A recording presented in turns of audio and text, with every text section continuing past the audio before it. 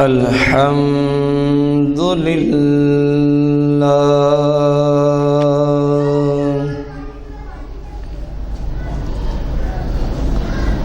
الحمد لله رب العالمين والعاقبة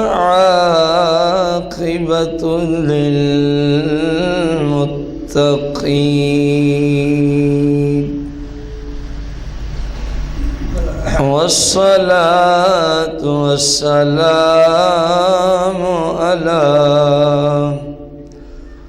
على سيد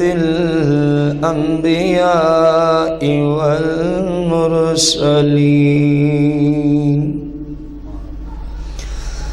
وعلى آله وأصحابه وأزواجه وعلماء أهل السنة أجمعين أما بعد فأعوذ بالله من الشيطان الرجيم بسم الله الرحمن الرحيم قال الله تبارك وتعالى في القرآن المجيد والفرقان الحميد في شان حبيبه عليه الصلاة والتسليم إن الله وملائكته يصلون على النبي يا أيها الذين آمنوا صلوا عليه وسلموا تسليما الصلاة والسلام عليك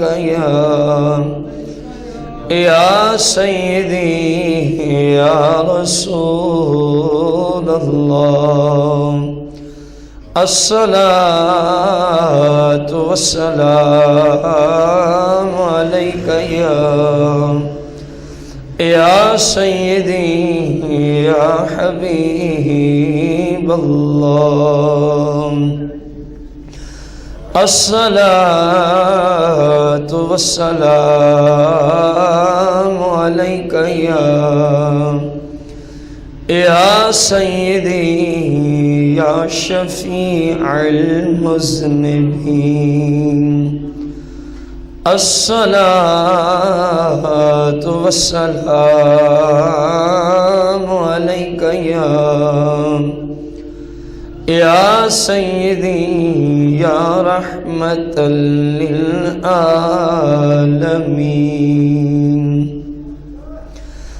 مولاي صل وسلم دائما أبدا على حبيبك خير الخلق كلهم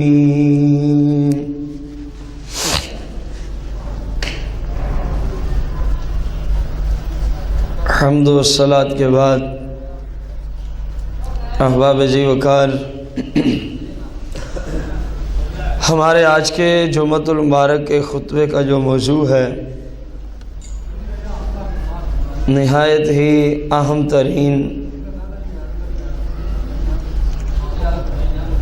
موضوع پہ یہ مشتمل موضوع ہے،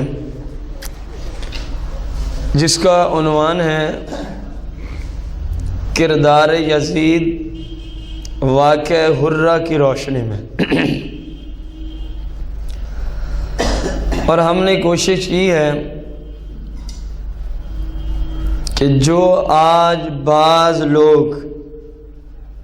یزید پلیت جہنمی شخص کو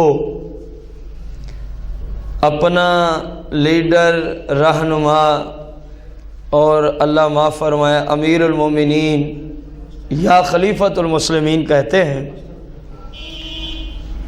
ہماری نگاہ میں اور بھی بہت ساری تاریخ کی کتابیں موجود تھیں اور ہیں جن سے ہم یہ مسئلہ وضاحت کے ساتھ عرض کر سکتے تھے، عربی تفاسیر بھی ہیں، لیکن ہم نے ان کی اصلاح کی نیت سے کہ شاید ان کو سننے کے بعد کچھ سمجھ آ جائے کہ یہ مسلمانوں کا امیر المومنین نہیں ہے، ہم نے جس کتاب کا آج کے درس کے لیے انتخاب کیا ہے وہ کتاب حافظ ابن کثیر رحمۃ اللہ تعالی علیہ کی ہے، جس کا نام جو ہے وہ البدایہ والنہایہ ہے۔ البدایہ جو عربی نسخہ ہے اس کی جلد نمبر 8 ہے۔ سن 63 ہجری کے واقعات کو حافظ ابن کثیر رحمۃ اللہ علیہ نے شروع کیا۔ سب سے پہلا جو واقعہ لکھا وہ واقعہ حرہ ہی لکھا ہے، سن 63 ہجری کے واقعات۔ تاریخ کی بڑی عربی کتب میں اسی طرح باب چلتے ہیں، سن 25 ہجری کے واقعات جو اہم ترین ہوتے ہیں، 26 کے، 27 کے یا 15 کے یا 20 کے، یوں تاریخ کی بڑی کتب تقریباً ترتیب دی جاتی ہیں۔ تو حافظ ابن کثیر وہ شخص ہیں جو مسلکاً مقلد ہیں، تقلید کرتے تھے امام احمد بن حنبل رحمۃ اللہ علیہ کی۔ آپ حنبلی المسلک، یعنی حافظ ابن کثیر غیر مقلد نہیں ہیں بلکہ آپ ہماری ہی طرح مقلد ہیں۔ جس طرح آج مسلمان ائمہ اربعہ میں سے کسی ایک کے مقلد ہیں، حافظ ابن کثیر بھی ائمہ اربعہ میں سے ایک امام کے کیا تھے؟ تقلید فرماتے تھے۔ تو جو لوگ آج یزید کو اپنا امیر المومنین کہتے ہیں، وہ کیونکہ حافظ ابن کثیر کی کتب سے بہت زیادہ استفادہ حاصل کرتے ہیں، آپ کی کتب کا بارہا اسٹیجوں پہ نام لیتے ہیں اپنی اسٹیجوں پر، اس لیے ہم نے آج کے اس درس کا انتخاب ہی حافظ ابن کثیر کی کتاب سے کیا کہ شاید ان کو حافظ ابن کثیر کی زبانی ہی سمجھ آ جائے کہ جس کو ہم خلیفہ کہہ رہے ہیں، حافظ ابن کثیر نے قرآن و حدیث کی روشنی میں اس ظالم کو کیا کچھ کہا ہے جس کو ہم اپنا امیر المومنین کہتے ہیں۔ ان میں اگر 100 ان کا عالم سٹیج پہ بیٹھنے والا کسی قرآن کی آیت کی تفسیر پیش کرے گا تو 100 میں تقریباً 98 جو ہوں گے وہ جب تفسیر پیش کرے گا تو کہے گا یہی حافظ ابن کثیر نے تفسیر ابن کثیر میں لکھا ہے۔ تو ہم ان کو سمجھانے کی غرض سے البدایہ والنہایہ کو ساتھ لائے۔ البدایہ والنہایہ حافظ ابن کثیر کی کتاب سے آج کے درس کو تیار کیا۔ 8ویں جلد ہے، سن 63 ہجری کے واقعات جہاں حافظ ابن کثیر نے شروع کیے تو پہلا واقعہ لکھا کہ واقعہ حرہ۔ سب سے پہلے آپ لکھتے ہیں کانا سببھا، آخر اس کا سبب کیا بنا۔ یزید نے جو کربلا میں ظلم و ستم کیے وہ تمام مسلمان جانتے ہیں، اور یہ جو کربلا کا واقعہ تھا یہ 61 ہجری کا تھا، اور یہ جو واقعہ حرہ ہے یہ واقعہ ہے 63 ہجری کا، یعنی واقعہ کربلا سے 2 سال بعد، واقعہ کربلا سے 2 سال بعد کا یہ واقعہ ہے۔ اور واقعہ کربلا 61 ہجری کے ابتدا میں ہوا، یعنی محرم الحرام شریف میں، جبکہ واقعہ حرہ یہ 63 ہجری کی انتہا میں ہو رہا ہے، یعنی ذوالحجہ شریف میں۔ اب تقریباً 2 سال کا عرصہ ہے، تقریباً کتنا؟ 2 سال کا عرصہ ہے۔ واقعہ کربلا کو تو ہمارے اکثر مسلمان جانتے ہیں کسی نہ کسی طرح سے۔ غلط یا صحیح؟ کیونکہ صحیح روایات واقعہ کربلا میں بہت کم پیش کی جاتی ہیں، اکثر جھوٹ پہ سارا نظام چلایا جاتا ہے، غلط قسم کی من گھڑت قسم کی کہانیاں لوگوں کو بتائی جاتی ہیں جن کا تعلق واقعہ کربلا سے ہوتا تو حافظ ابن کثیر واقعہ حرہ، میں ایک حدیث مبارکہ پہلے عرض کر دوں مشکات شریف کے حوالے سے، رسول کائنات فخر موجودات علیہ السلام نے جس جگہ سن 63 ہجری کو یزید پلید کی فوج نے مدینہ المنورہ کے رہنے والے صحابہ، تابعین، حفاظ قرآن، معلمین، مدرسین کو بے دردانہ ذبح کیا، سرکار نے اپنی حیات میں ہم آپ کی حیات کے آخری دن ہی اس حدیث کو مان لیں، حالانکہ ہے نہیں آخری دن کی حدیث، اگر مان لیں تو پھر بھی 53 سال بعد میں یہ واقعہ ہو رہا ہے۔ کتنا سال بعد میں؟ سرکار نے حضرت سیدنا ابو ذر کو فرمایا، اے ابو ذر، اس وقت تیرا کیا حال ہوگا جب یہ مقام حرہ خون سے اس طرح بہہ رہا ہوگا جس طرح بارش کا پانی بہتا ہے۔ سرکار نے اس کی غیبی خبر پہلے ہی عطا فرما دی تھی۔ اگر سرکار کی ظاہری آیات کا آخری دن بھی اس حدیث کے لیے مراد لیں تو پھر بھی 53 سال پہلے بنتے، حالانکہ آخری دن تھا نہیں جب آپ نے یہ جملہ فرمایا تھا۔ جب آپ نے یہ جملہ، تو نگاہ نبوت قیامت تک سب کچھ اللہ کی عطا سے دیکھ رہی تھی، دیکھ رہی ہے، اور قیامت تک دیکھتی جائے گی، اور قیامت تک دیکھتی۔ حافظ ابن کثیر نے سبب لکھا کہ مدینہ منورہ کے مسلمانوں نے، یعنی صحابہ نے، یزید کی بیعت کو توڑ دیا۔ یزید کی بیعت کو، بیعت یہاں وہ نہیں جو آج آپ کسی پیر صاحب کے ہاتھ میں ہاتھ دیتے ہیں، یہ بیعت نہ بھی کریں تو کچھ نہیں ہوتا، یہ بیعت نہ بھی کریں تو کچھ، ہاں اگر کوئی صحیح پیر صاحب مل جائے، اول تو ملتا نہیں، اگر کوئی صحیح مل جائے 1,00,000 میں 1 ہمارے زمانے میں، تو اس کے بیعت کر لینے میں برکت ضرور ملتی ہے، برکت بندے کو ضرور ملتی ہے۔ جو نہ کرے اس کو ہم کم از کم گناہ گار نہیں کہہ سکتے شریعت کی روشنی، اس کو بیعت برکت کہتے ہیں۔ یہاں بیعت کا معنی ہے کہ حاکم کو اپنا حاکم تسلیم کرنا، حاکم کو اپنا حاکم۔ تو صحابہ نے اس بدبخت کو جب دیکھا، کربلا والا معاملہ پہلے بھی سنتے تھے، وہ شراب پیتا ہے، وہ نمازیں قضا کر دیتا ہے، سستی کرتا ہے، لڑکیوں کو اپنے محل میں نچواتا ہے، گانے باجے ان سے سنتا ہے، صحابہ پہلے بھی اس سے تنگ تھے۔ لیکن جب یہ معاملہ دیکھا تو صحابہ نے فیصلہ کیا کہ یہ مسلمانوں کا حاکم اور لیڈر اور رہنما ہو سکتا۔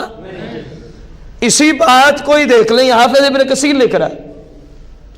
کہ مسلمانوں نے فیصلہ کیا یہ مسلمانوں کا رہبر اور رہنما ہو سکتا، اس لیے مسجد نبوی شریف میں صحابہ اور تابعین اور اہل پاک جو افراد موجود تھے، ان کا ایک اجلاس ہوتا ہے۔ کوئی سٹیج کی طرف آتا ہے، منبر کے قریب کھڑے ہو کے اپنے سر سے امامہ اتار کے لوگوں کے سامنے مسجد نبوی میں پھینک دیتا ہے اور کہتا ہے جس طرح میں نے سر سے امامے کو اتار کے پھینک دیا ہے،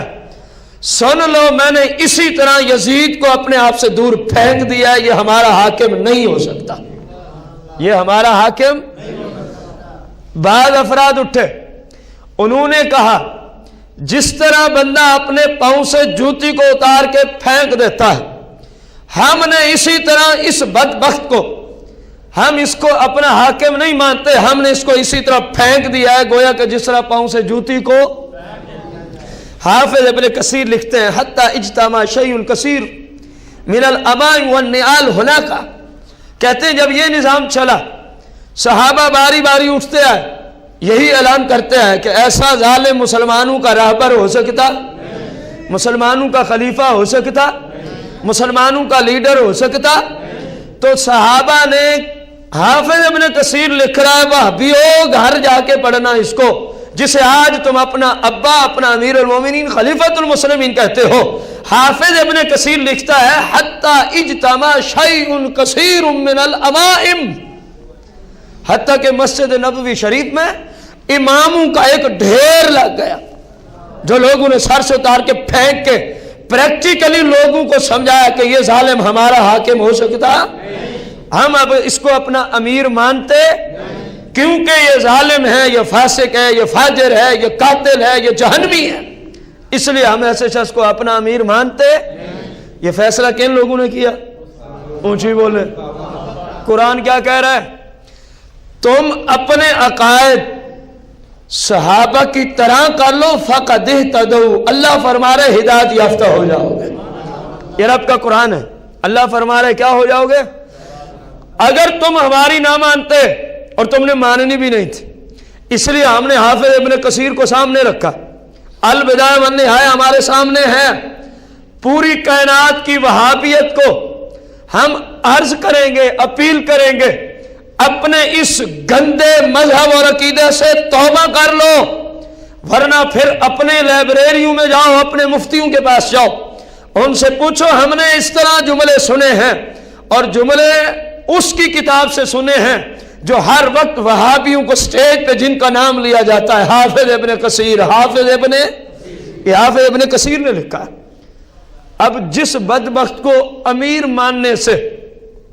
صحابہ جیسے نفوس قدسیہ نے انکار کر دیا،